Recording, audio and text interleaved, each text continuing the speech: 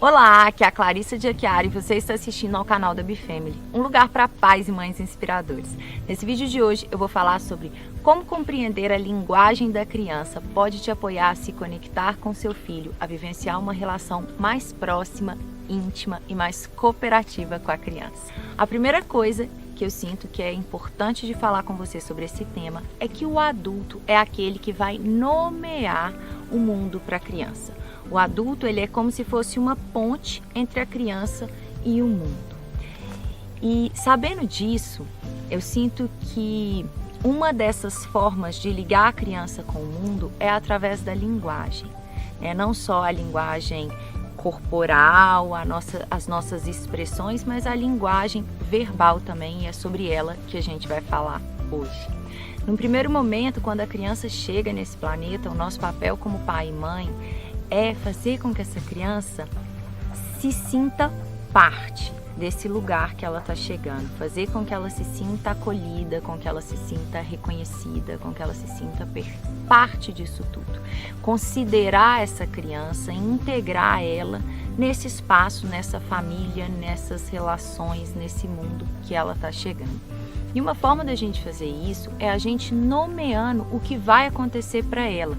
Muitas vezes a gente pensa assim, é só um bebê, é só uma criancinha, eu não preciso de falar para ela o que vai acontecer com ela. Muito antes, pelo contrário, a gente precisa sim de avisar para os nossos filhos o que vai acontecer. E aí eu vou te fazer uma pergunta. Imagina que o seu marido ou a sua esposa, todos os dias eles chegam em casa no mesmo horário, eles chegam em casa por volta de 6 horas da tarde. E aí um determinado dia eles chegaram às 9 horas da noite, mas eles não te ligaram, não te avisaram. Como que você se sente quando isso acontece? Você se sente às vezes, que você não era importante, que ele não teve consideração com você, você vai se sentir triste, você vai ficar com raiva, você vai ficar sem saber, às vezes a gente vai ficar preocupada.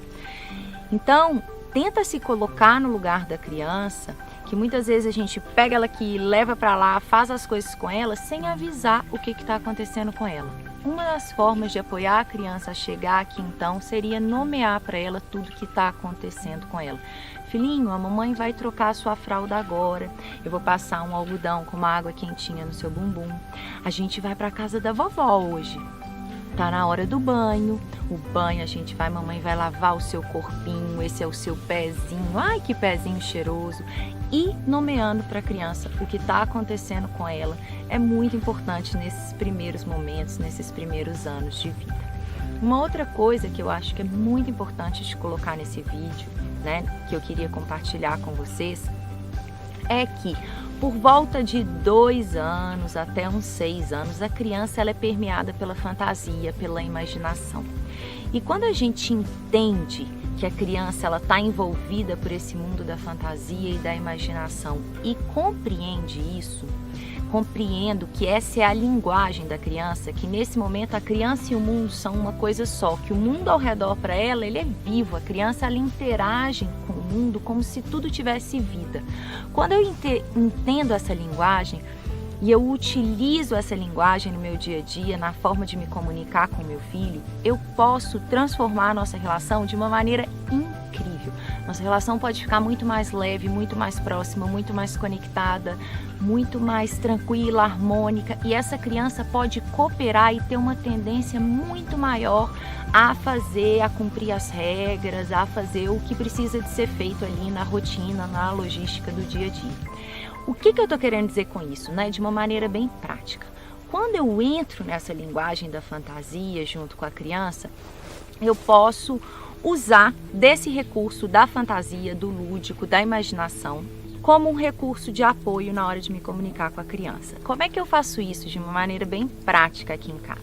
Bom, na hora de sentar na mesa para a gente almoçar, ou jantar, ou tomar café, eu aprendi isso na escola dos meninos e eu trouxe para minha casa, e foi algo que facilitou muito a consciência corporal, ou talvez a presença que eu gostaria, a postura que eu gostaria que eles tivessem na mesa. Então eu falo assim com o Lucas, principalmente, que é menorzinho, eu falo assim: filho, antes da gente começar a comer, tá? Eu falo assim, filho, vamos colocar então a coroa bem posta na nossa cabeça. Vamos amarrar a nossa capinha de príncipe e manter a nossa coluna bem retinha, que agora a gente vai começar o nosso almoço. E aí a gente canta uma musiquinha para abençoar, agradecer a comida e entra nesse espaço. E aí a hora que ele começa a deitar na mesa, que ele começa a, né, ter aquela postura, filho, a sua coroa vai cair em cima do prato. Arruma a sua coroa aí, aperta a capinha para a gente conseguir terminar o nosso almoço. Então, esse é um exemplo. Outro exemplo, né, por exemplo, que eu gosto que todo mundo fique sentado na mesa enquanto as pessoas estão almoçando. Então a gente acende uma vela e eu falo assim, a gente vai ficar aqui na mesa até a hora que a velinha tá acesa. A velinha vai falar pra gente a hora que a gente termina de comer, a gente apaga a velinha e ela diz pra gente que a gente já pode levantar da mesa. Outro exemplo, a hora de guardar os brinquedos. Geralmente é uma coisa que a gente, adulto, tem que ficar fazendo e as crianças ajudam muito pouco. Então eu uso também da imaginação. Eu falo, olha, agora os carros, tá na hora de guardar eles na garagem. Então vamos guardar todos os carros na garagem.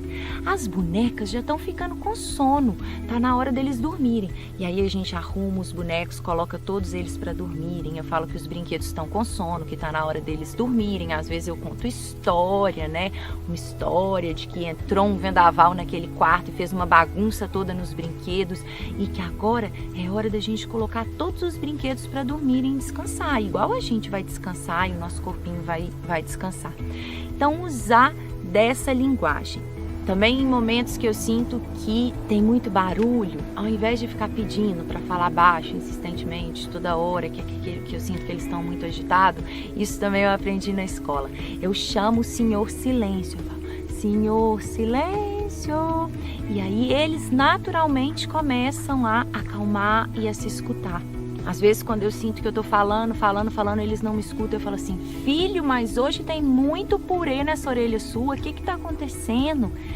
Então você também, no seu dia a dia, junto com a criança, observando o quanto essa linguagem da fantasia, às vezes ela tá adormecida dentro da gente, mas o quanto ela tá viva nos nossos filhos e o quanto se conectar com ela também vai trazendo leveza, vai trazendo alegria para o nosso dia a dia, vai trazendo uma relação mais harmônica com os nossos filhos, mais conectada, vai criar a sua maneira de se comunicar com seus filhos. E aí, se você já usa desses recursos, eu gostaria que você me contasse aqui o que você fala, como que você utiliza essa linguagem no seu dia a dia. E se você não usa, eu te convido a experimentar e depois me conta aqui como está sendo o resultado de se comunicar de uma forma mais conectada com a linguagem das crianças. E por hoje era a mensagem que eu queria compartilhar com vocês. Eu fico por aqui. Um grande beijo e até o próximo vídeo.